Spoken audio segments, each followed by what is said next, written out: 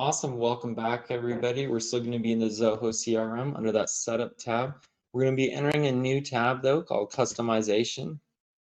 I'm going to show you the process of customizing a previously created module, as well as editing and customizing a current module. So let's go ahead and customize leads. We're going to click on Standard. Okay. To customize an already created module, all you have to do is come in here to customize a field. You can click on those three dots right there, and it gives you a couple options. Make it as required, do not allow duplicate values, set permission, edit properties, create layout rule, create validation rule. I'm going to go in these two in a separate video, so don't worry about those for now. I'm going to show you a couple different cool things. So if you mark it as required, it's then going to be mandatory. You do have to give read-write permissions to all the profiles with access to this module, because if they only have read access but they need to write right there, that could be an issue right there. One cool thing about editing properties is probably my favorite is the drop down. Okay, or as Zoho calls it, the multi-select. You can have a default value, enable history tracking. You could set the order alphabetical or entered, enable a color, which is kind of fun. You get to choose your own color as well.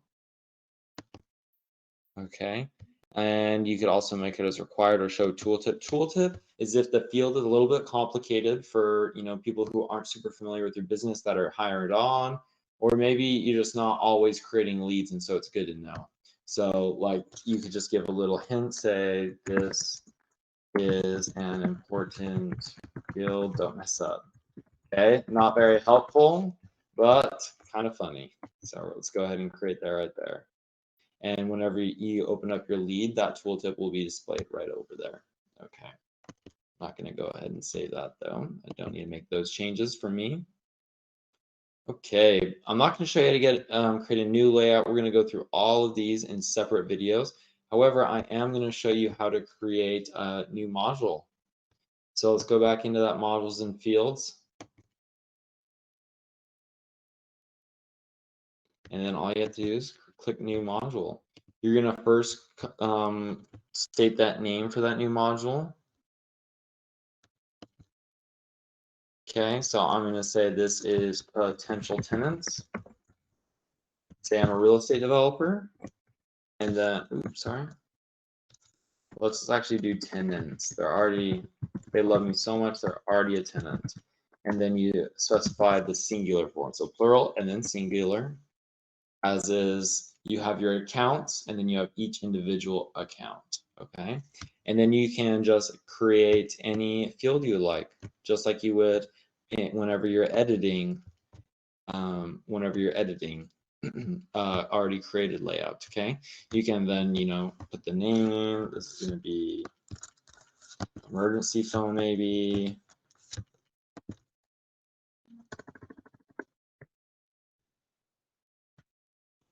You can create a new section, drag and drop. You can add a subform, and then you can add a field. Subforms are kind of cool, where you can add multiple just kind of right in a row like this, as opposed to sections, which is another one of these, right? So you could just add your fields directly into your section, but they go stacked on top of each other. So they look quite a bit different. Okay, you can see your unused items. So by default, you have all of these right in here, right? But let's say I want to remove the email tab. That's going to go ahead and get put in the unused items.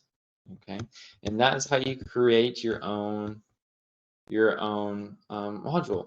One thing to know down the road when you're working with Zoho Deluge and you're coding on your own, anytime you create a field, typically that Zoho API name for that field is going to be, well, let's say I have, this is the description.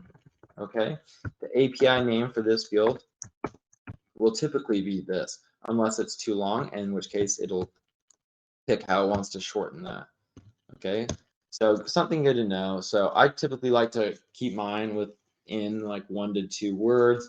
Otherwise, if you know you create a field with like 6 different words, your API field is going to look pretty confusing. Okay, so I would try to stick to 1 to 2 words in a field name. However, that's totally your preference, but that is how you customize an already created module, and that's how you create your own module. Thanks for tuning in. That's all I got for you in this